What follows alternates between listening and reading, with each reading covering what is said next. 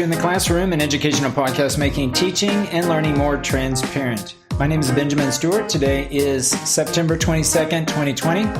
Today I'd like to share a few thoughts and ideas around flipped learning, share a lesson or even a unit that I'm planning on where I'm going to try to attempt to implement some aspect of flipped. If you're interested in the show notes for today's broadcast, feel free to search Open Flip Summer 2020 at benjaminlstewart.org. If you're interested in finding out more information about this CMOOC, I recommend that you visit the website at theopenflip.com/summer 2020 website. Open Flip Summer, it's a connected course about flipped learning. And it has several different units, up to, I think, 5 or 6 different units for the course. And a shout out to Ken Bauer and his team for setting this up. It's both in Spanish and English. So again, I recommend that you check it out.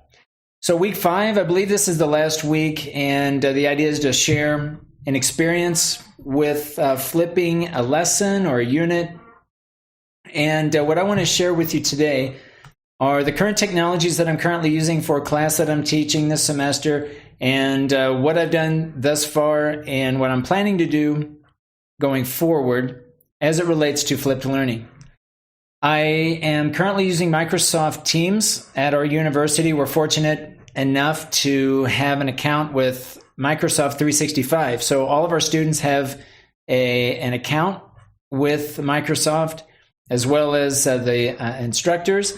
And we're using this semester Microsoft Teams, and I'm also using a live Flipgrid, which integrates nicely into Microsoft Teams as it was bought out by Microsoft.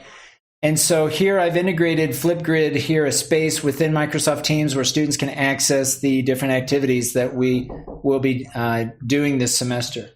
So one of the ways in which I'm using Flipgrid is I'll oftentimes post a video. Let me show you a past topic or an activity that we've done here to illustrate. So in this case, you see that I have uploaded a video that comes with just a few instructions off to the left.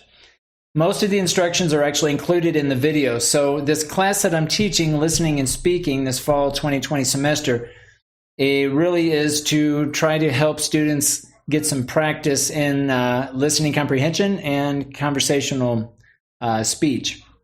And so in this case, students are asked to watch the video, follow the instructions. I'm also modeling what I'm asking them to do as I'm doing the same thing in the video. And then based on what they understand from the video, then they're asked to respond, creating their own video as a response. If you're familiar with Flipgrid, that is basically how it works. Students are able to respond or comment on other videos by uploading their own videos.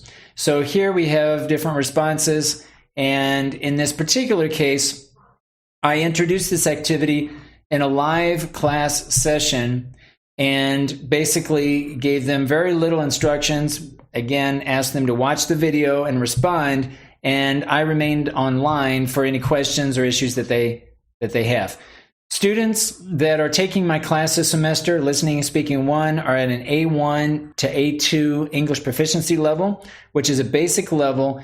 And so I find myself, when I think about flipped learning, gradually implementing the idea of accessing content outside of class or accessing new content even sometimes in class, with the idea, again, that I'm there to help them if they have any issues.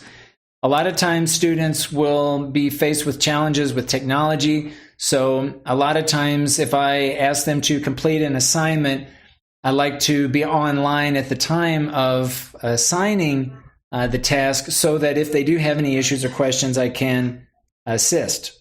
This is, I think, more relevant at the beginning of the semester. We've just now completed 4 weeks. So at this point, students have a little bit of practice uploading videos, and for the most part, students have figured out the technology involved in completing these similar tasks. So as they become familiar with the technology and they gain more confidence in speaking and with their listening comprehension. I find that I can implement more these different aspects of flipped learning. And now, as we are into the fifth week of the semester, that in the future I'll be able to use similar activities using Flipgrid, where I can assign a similar task before we do a particular activity, where again they can access the video, listen to the instructions from the video, and then respond. I also find it useful to use kind of a flipped learning environment concurrently with other activities that I'm doing face-to-face or online, I should say, with my students. I'll give you an example. This week, students are asked to complete a performance task, and let me open up here to show you. And if I go to the schedule view, I think this is the easiest way to kind of visualize what I'm talking about. So here we have different activities that are going on concurrently. We have a Unit 1 performance task. Even though this is scratched out here, you see that we have another one up here along the top. This performance task is due on Friday, and students are asked to create a video working in teams that relate to COVID. They're asked to take on a role to provide a kind of a problem and a solution video to current challenges that people face during COVID. And so students are working on a performance task this week, along with different activities that are still related to family and friends. The performance task that they're completing this week, they're asked to reflect on current relationships that they have with their friends and family, to draw on those experiences when they discuss their challenges and the problems and solutions that they're going to include in their own video. So the general topic is family and friends, and along with this performance task, students are also being asked to complete different activities within Flipgrid that also relate to friendship and family, but they basically complement each other. So here is an example where maybe I ask students to check out a video and respond in Flipgrid on a topic that very much relates to an overarching task, a performance task that they're also completing at the same time with their teammates. And so I find that flipped learning isn't always about using content or accessing content as input before a dynamic class, but it could also be during the class. It could also be in conjunction with other activities that are going on in the class. And when we look at just the use of video, which I think at the root, this is what we're talking about when we're discussing aspects of flipped learning, is really what's the best way to use video in class, before class, after class.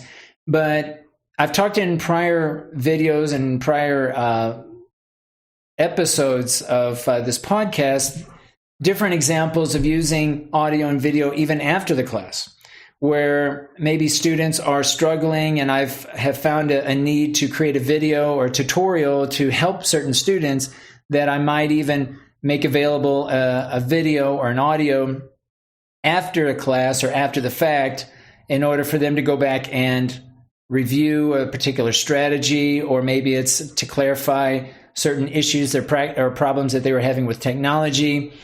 Certainly, they can access all of our online live classes because they're all recorded, right? So it's another way to use video, I think, to help English language learners, especially when they're at a basic level, they miss something in class, to have that information available to them. So I think at the root of a flipped learning experience, it's really about understanding the use of video and audio, and thinking in terms of, well, is that content serving as input? Is it really providing input to the learners? Is it being used to create output? If students are creating content for the use of a particular class, are they just using that content to complement other forms of content that are being kind of integrated throughout the educative experience for a particular class? So just a lot of different ways of looking at it. Today, I just wanted to share with you just a very simple way using Flipgrid, using this video component and having them respond, and then just deciding on at what point is a good way of implementing this task, whether it happens before a class, whether it happens during a class, and of course it could also happen after the class, but really looking at each day, each lesson, and the sequence of lessons over time to find the best way of including video, including audio to the class.